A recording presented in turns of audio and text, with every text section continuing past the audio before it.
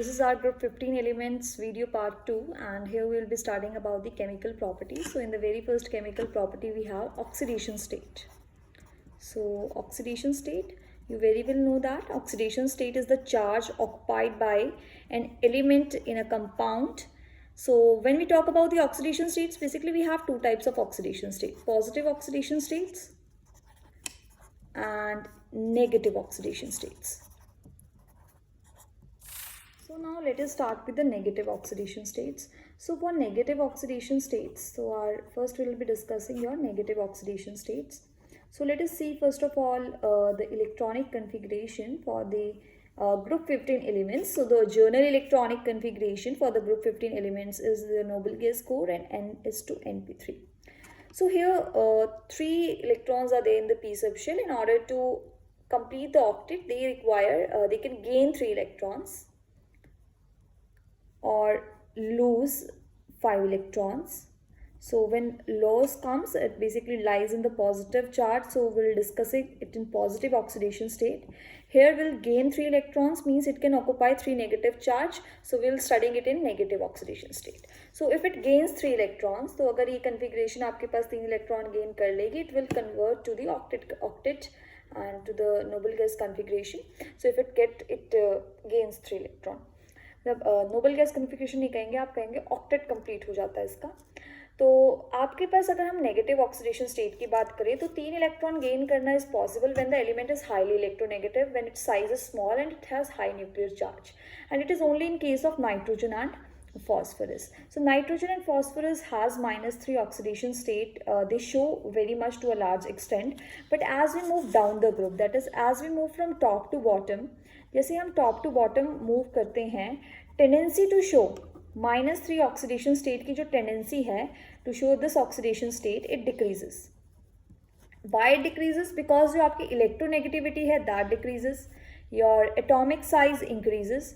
सो आपके पास जो इफेक्टिव न्यूक्लियर चार्ज है वो इतना ज़्यादा नहीं होता है कि वो इलेक्ट्रॉन गेन कर पाए. तो इसी वजह से अगर हम बात करें फॉर द बिस्मथ आपके पास जो है, bismuth hardly shows any element. It shows like Na3Bi जो है इसका एक एलिमेंट है, it shows in the -3 oxidation state. It shows this in the -3 oxidation state. So basically जब मैं -3 ऑक्सीडेशन स्टेट की बात करती हूँ तो ये नाइट्रोजन एंड फॉस्फोरस सबसे ज़्यादा दिखाएंगे, and from down the group इसकी टेंडेंसी डिक्रीज होगी क्योंकि इलेक्ट्रोनेगेटिविटी आपके पास क्या हो रही है, डिक्रीज हो रही है, और एटॉमिक साइज बढ़ रहा है. बिस्मथ का एक ही कंपाउंड है जो पाया जाता है -3 oxidation state. Apart from this nitrogen and phosphorus also shows -2 oxidation state. Even nitrogen also shows -1 oxidation state, but phosphorus does not show. So basically nitrogen तो क्या है कि वो हर रेंज की ऑक्सीडेशन शो करता है, यानी उसकी मैक्सिमम आपकी -3 से लेकर वो +5 तक जो है ऑक्सीडेशन स्टेट शो करता है, जो हाईएस्ट पॉजिटिव ऑक्सीडेशन स्टेट है. यानी इसके कंपाउंड जो हैं वो हर ऑक्सीडेशन स्टेट में पाए जाते हैं. सो ये आपके पास जो है थोड़ा सा इसका बिहेवियर जो है it's quite different. It shows all the variable oxidation states. Like अगर मैं बात करूँ नेगेटिव की, तो it shows in case of NH ammonia, 0 in case of N2 and so on. So basically अगर मैं -2 की बात करूँ तो -2 आपके पास शो कर सकता है. लाइक हाइड्रोजीन के केस में it shows -2. in case of your hydroxylamine NH2OH के केस में आपके पास शो करता है -1. +3 अगर बात करें तो आपके पास NF3 के केस में शो करता है. So these are the basically और nitrogen shows basically different oxidation states. Talk about the positive oxidation states. In positive oxidation states the electronic configuration we know that NH2NP3 is the outermost electronic configuration. So these can lose 5 electrons, means if they can lose 5 electrons, so their net electronic configuration will be that of your noble gas core, and that is also stable one. So positive oxidation states में पहली जो oxidation state है वो आपकी +5 है. However they also show +3 oxidation state. भी आपके पास तो दो मोस्ट कॉमन जो positive oxidation states for the group हैं, फॉर द नाइट्रोजन फैमिली हैं, वो +5 और +3 हैं. बट जैसे जैसे मैं बात करती हूँ, अगर मैं नाइट्रोजन और फॉस्फोरस की बात करूँ, देन मैं बात करती हूँ अगर अर्सेनिक की, देन करते हैं एंटीमनी एंड देन बिस्मथ. तो इनके केस में नाइट्रोजन और फॉस्फोरस के केस में क्या होता है कि इनकी दे शो बोथ. तो अगर वो शो करते हैं, they also show both, and for these also ये दोनों ही शो करते हैं. लेकिन अगर मैं स्टेबिलिटी की बात करूँ, when I talk about their stability, then for nitrogen and phosphorus basically +5 is more stable than +3.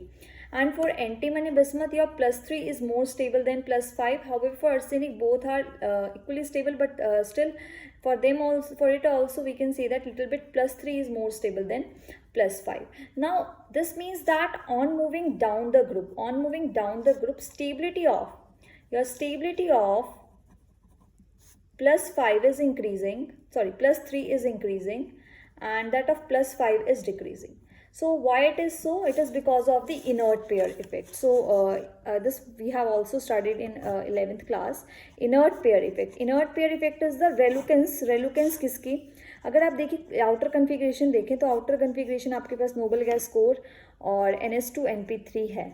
तो आपके पास क्या होता है जब हम नीचे की तरफ चलते हैं, नीचे की तरफ जो आपके एलिमेंट्स हैं ग्रुप में, उनमें जो है आपके पास इलेक्ट्रॉन्स D और F में ऐड हो रहे हैं, तो आपके पास शील्डिंग इफेक्ट बहुत ज़्यादा होता है. और हाई शील्डिंग की वजह से ना बिस्मथ की जो आउटर इलेक्ट्रॉनिक कन्फिग्रेशन है, जैसे नोबल गैस कोर NH2NP3 या D एंड F के भी आपके पास इलेक्ट्रॉन्स ऐड होते हैं. तो बेसिकली डाउन द ग्रुप होता क्या है, क्योंकि electrons are being added in D and F orbitals, it have poor shielding effect, and poor shielding effect होने की वजह से अफेक्टिव न्यूक्लियर चार्ज बहुत ज़्यादा होता है.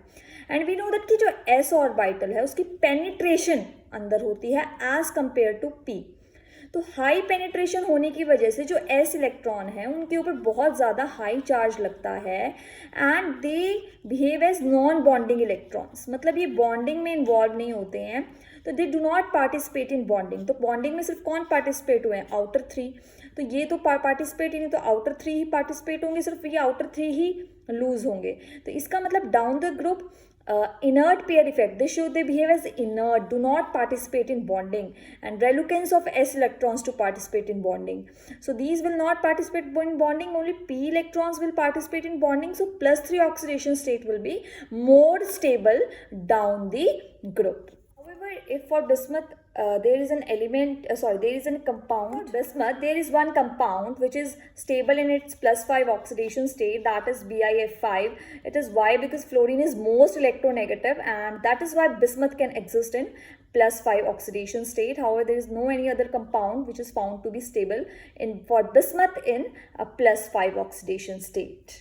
Now, one of the consequence of +3 oxidation state more stable than +5 for mostly we discuss for antimony and bismuth is that their behavior as oxidizing agent. तो इस पर क्वेश्चन बहुत बार आता है आपके कॉम्पिटिटिव में, और CBSE में पूछ लेते हैं कि why your bismuth in +5 oxidation state behaves as a strong oxidising agent. तो ऐसे वो क्यों बिहेव करता है? तो आप देखिए बिस्मथ के लिए उसकी कौन सी ऑक्सीडेशन स्टेट स्टेबल है? +3 स्टेबल है. तो उसका बिहेवियर क्या होगा कि वो +3 में ही रहना चाहेगा. तो +3 में रहना चाहेगा, तो अगर वो +5 में है तो उसका बिहेवियर क्या होगा कि it wants to convert from +5 to +3. So this is basically हो क्या रहा है यहाँ पे रिडक्शन हो रही है. तो अगर आपके पास कोई और लेट अस सपोज कोई और एलिमेंट है इन ए, तो वो क्या करेगा, वो इलेक्ट्रॉन चाहिए उसको +5 से +3 होने के लिए, तो वो दूसरे को क्या कराएगा, इसको ऑक्सीडाइज कराएगा. तो अगर वो इसको ऑक्सीडाइज कराएगा तो जो इसके इलेक्ट्रॉन है खुद गेन कर लेगा. So basically it will behave as what? It will behave as oxidising agent.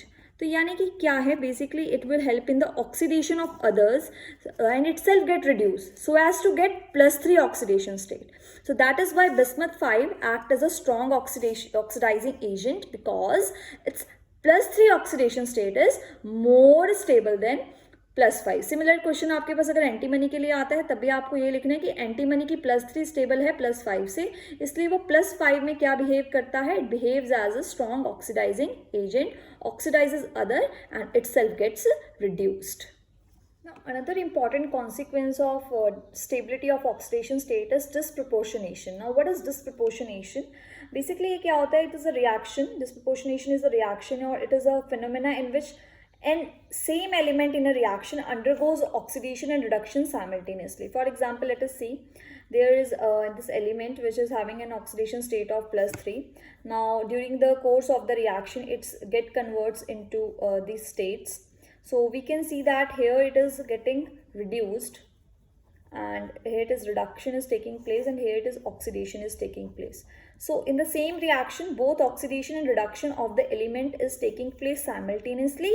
Such a reaction is known as disproportionation reaction. Nitrogen, all the oxidation states from +1 to +4 tend to disproportionate, मतलब वो टूट जाती हैं, मतलब वो change हो जाती हैं.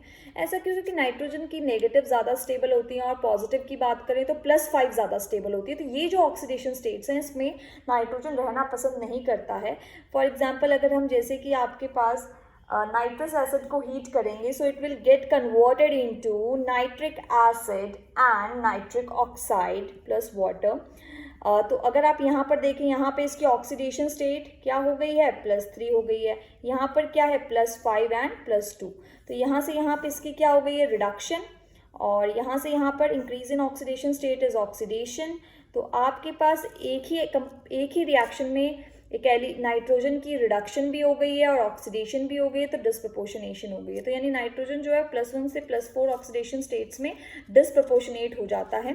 जबकि मैं फॉस्फोरस की बात करूं, फॉस्फोरस भी बेसिकली डिस्प्रपोर्शनेट हो जाता है इन ऑक्सीडेशन स्टेट्स में फ्रॉम +1 टू +4. फॉर एग्जाम्पल, अगर मेरे पास फॉस्फोरस एसिड है तब उसे हीट करा तो वो क्या बना देगा? Phosphorous acid get converted into phosphoric acid and phosphine, where phosphorus यहाँ पे अगर देखें -3 है, यहाँ +5 है, और यहाँ पर आपके पास है +3.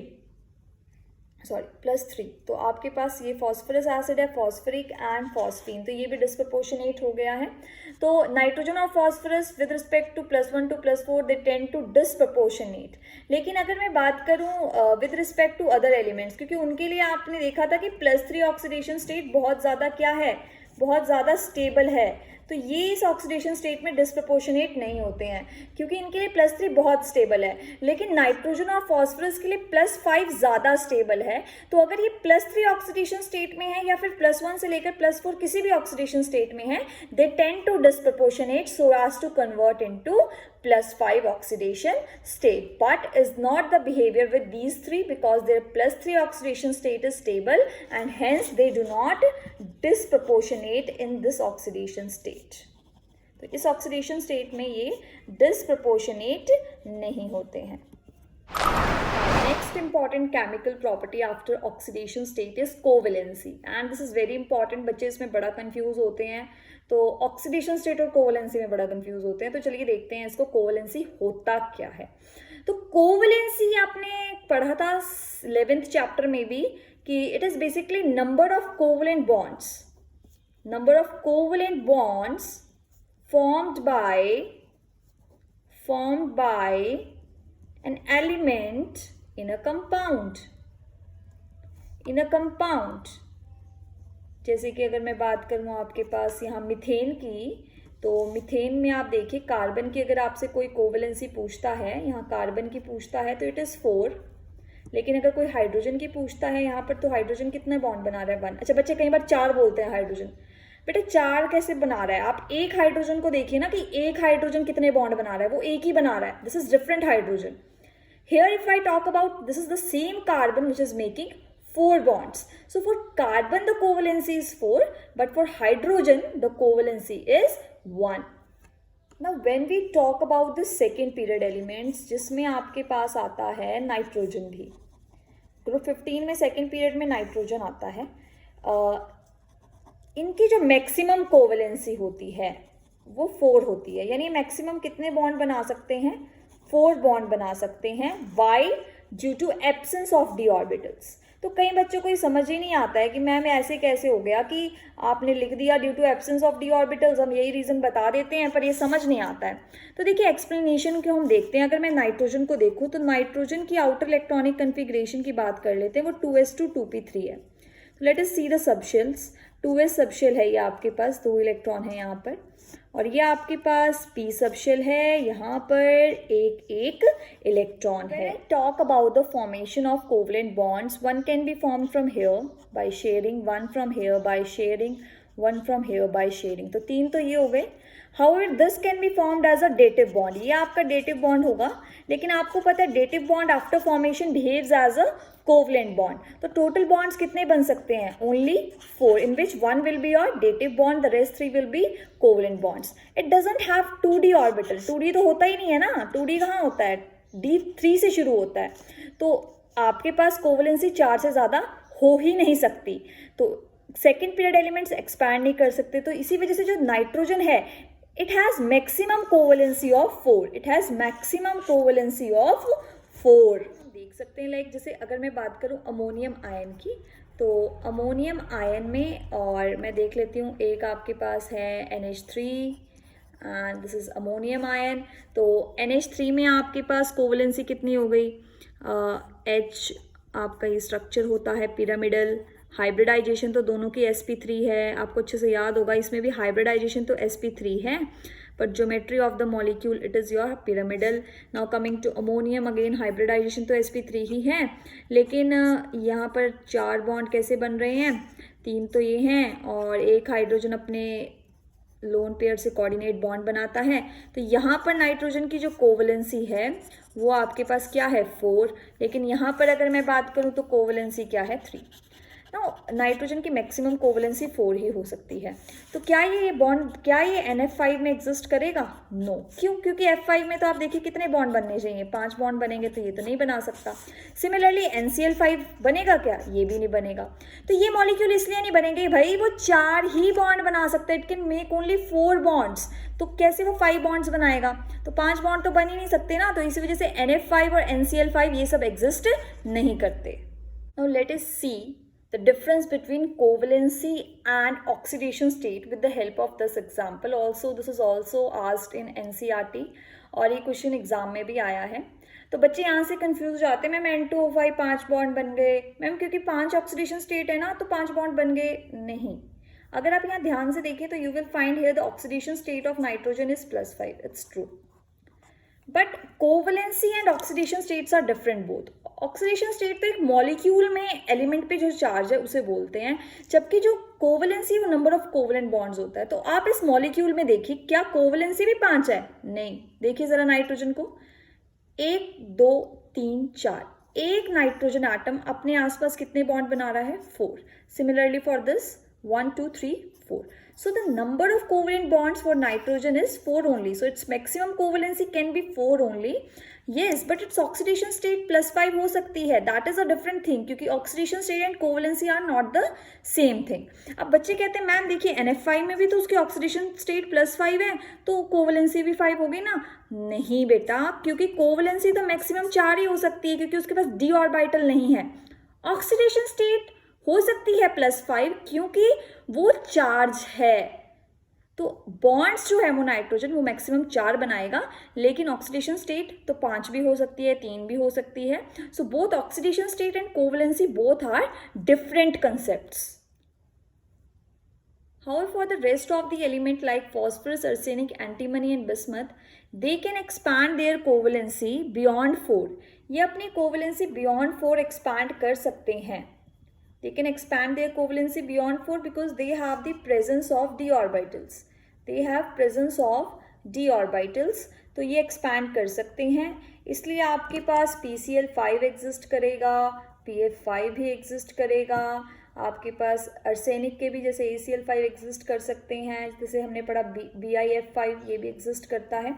सो बेसिकली आपके पास प्रेजेंस ऑफ d ऑर्बिटल्स से इनकी कोवलेंसी बियॉन्ड 4 हो सकती है, तो इनके कंपाउंड एग्जिस्ट करेंगे. तो ये कई बार क्वेश्चन आता है कि NCl5 एग्जिस्ट नहीं करता तो वाई PCl5 एग्जिस्ट, ये एग्जिस्ट करता है पर ये नहीं करता है, क्योंकि ये अपनी कोवलेंसी 4 से बियॉन्ड एक्सपैंड नहीं कर सकता due to absence of d orbitals, but it can expand due to presence of d orbitals. Phosphorus can expand. This was the video on the chemical properties. Now next we'll be discussing anomalous behavior of nitrogen and chemical trends in reactivity.